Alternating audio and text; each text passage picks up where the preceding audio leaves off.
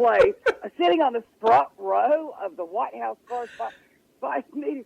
I mean, I can't breathe. Wait a minute. You got to listeners, we've gone rogue. We've gone rogue, which is fine. I'm sorry. Listen, okay. If Sally's here, it's all rogue all day, and this is probably where I got some of my fighting spirit from as a dear mentor who is super influential in my very tender teen years. And now you know where I get my stand up and fight for your rights from is Miss Sally. Because and you know what, I'll have Sally back on, and we will do that, Sally. I'm inviting you right now, and we can just talk politics all day because that is something that is definitely near and dear to my heart. However, I do want to tell the listeners a little bit more about your life. We can definitely put a pause there and know that we will revisit it. I promise you. For those of you who love Sally, and I know some of you will, my dear best friend is listening, and I know I've been telling her, I'm like, Sally's coming on, and get ready because Sally is like no holds barred, and I'm so excited to have her on.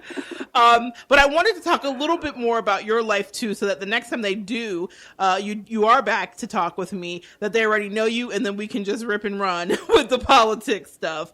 But I wanted to talk about a little bit about relationships, because you taught me about that too, about a way that somebody should treat you, and about knowing when you really are with somebody that you care about and that you love. And I thought that was interesting that you could find that, especially in the climate that you did grow up in, where it was men were kind of the head of everything and your rights really didn't matter. How did you land into somebody that actually cared about Sally?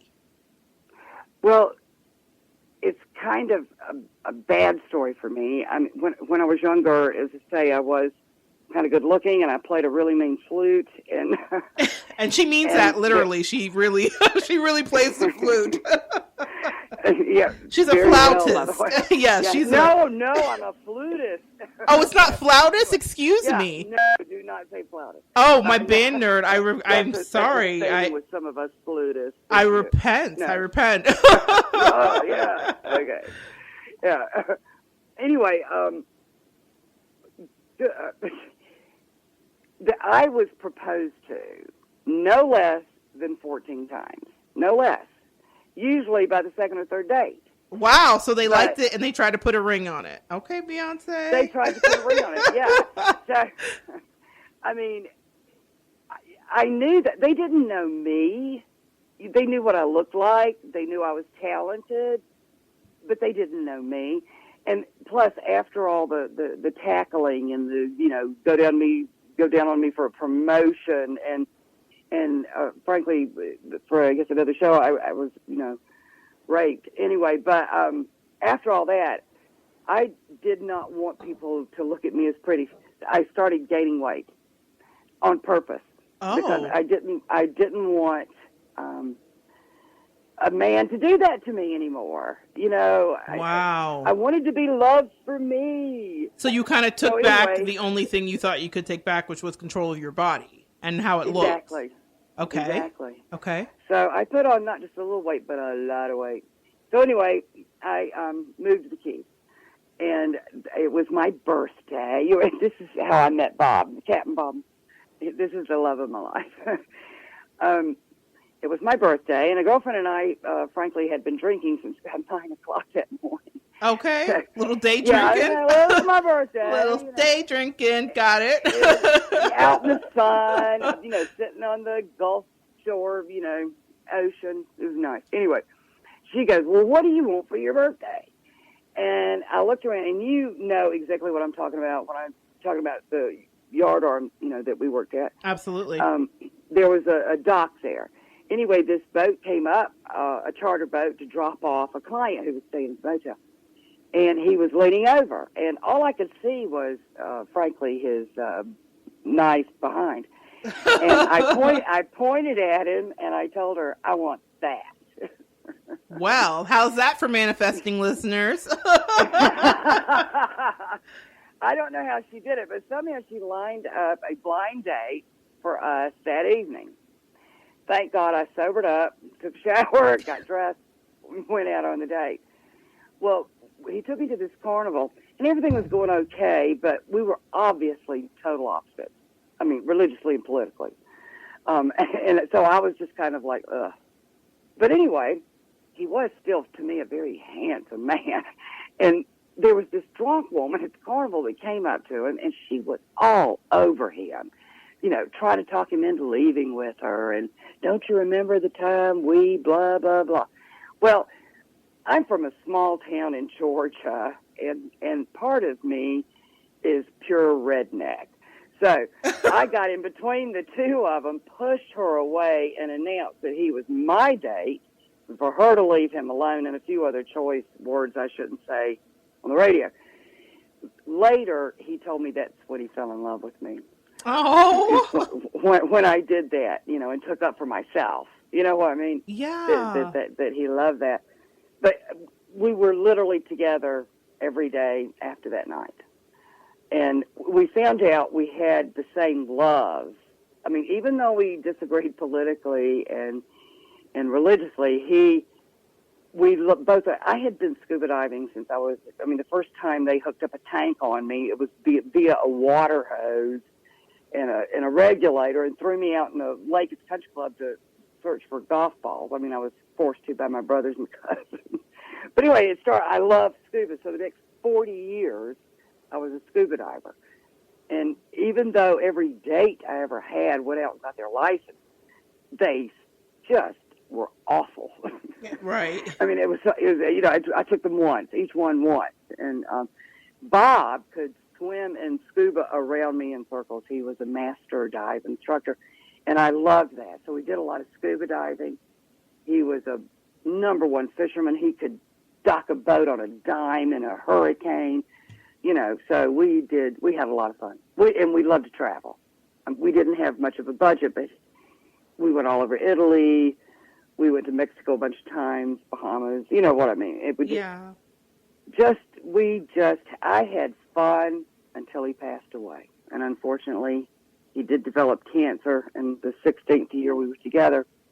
And then he passed away. So that's that. But well, I say yes, I did find one. He loved me for me. He loved me no matter what my size. I love that so much. I love it for so many reasons. I love it because I knew Captain Bob. I actually worked for Captain Bob because you sent me out there. Sally is a can-do kind of gal. And she said, Monette, you want to make some extra money? There are some beautiful boats that you can clean. And, me being a hustler and a hard worker, I was like, sure, okay, but I don't know how to clean a boat, Sally. She's like, well, you clean other places. You know how to do it. Get out there and do it, girl. And I did. And so, but I knew Captain Bob in other ways, but you guys were great together, and the way that he looked at you, I will never forget it, and it made me idealize that, hey, someday maybe somebody will look at me that way. I really want to stop and just let the listeners soak that up, because sometimes no matter our gender, we can find ourselves in relationships that we know are or are not right for us. And I think it's so important to know what your baseline of expectation is from when you're dating. And from Sally's experience that she just shared, she learned that having a man that truly loved her for her, as she just said, and didn't objectify her was paramount to her lasting success. So if you're in a relationship or you're looking, ask yourself what your baseline is. How has your life informed the choice you may make in regards to a partner? A couple shows ago, we talked about one of Sally's favorite shows. We talked about creating from the contrast of an ex.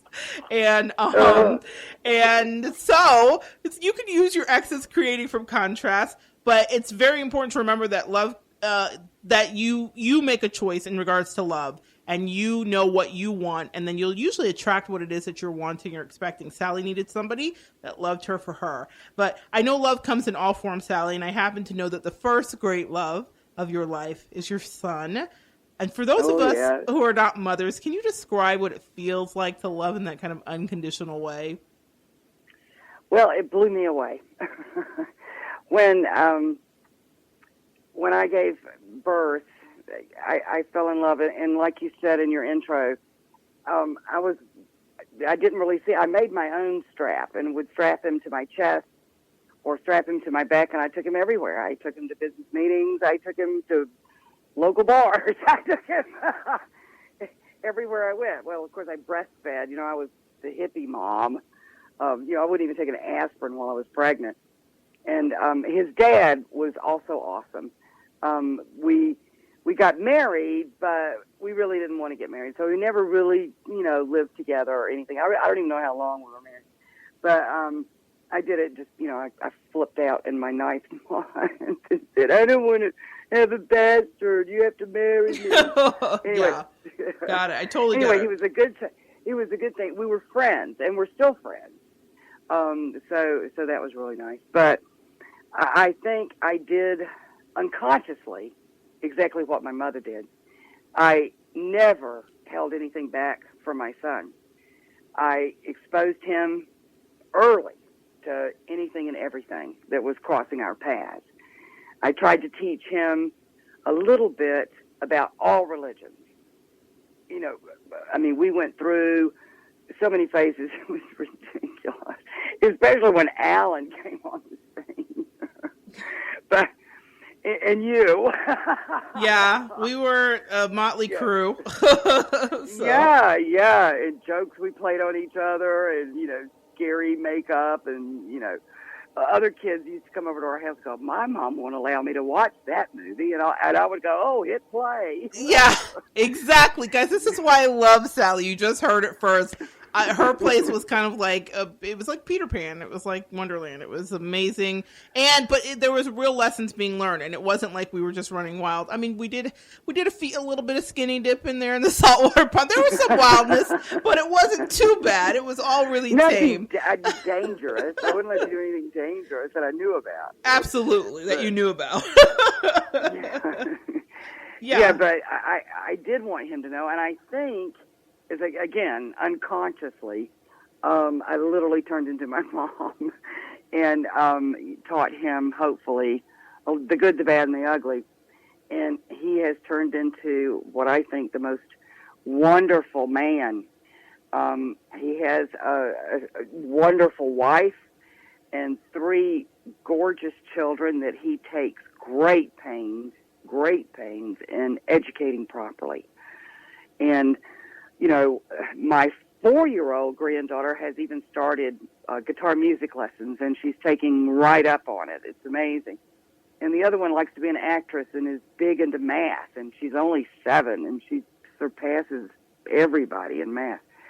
So, and the youngest one, she's still too little. She's only a year and a half, but she is showing great IQ ability. So I'm so proud of my son. I'm proud of his accomplishments. He's a successful business owner, and of course the computer industry, software development. Should I give his address? No, I'm just kidding. We can definitely give a plug for Mr. Jimmy. Yeah. I will say I remember him as always, and the thing that struck me about Jimmy really is that he's always been introspective and kind to everybody. He's just an uber intelligent soul. So it's no surprise to me that the apple doesn't fall far from the Sally tree.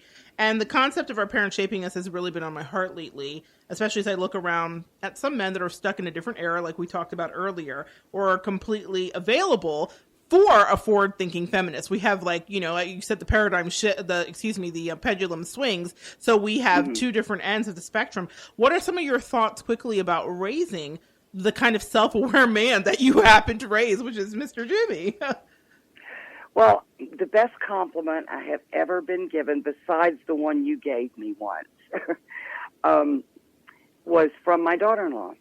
And she told me, she goes, now listen, Jimmy is the only man I have ever met in my life that absolutely sees no difference between men and women. And I was, oh my gosh, I'm still getting chills. The fact that he does not see a difference, that, who his best friends are, he is.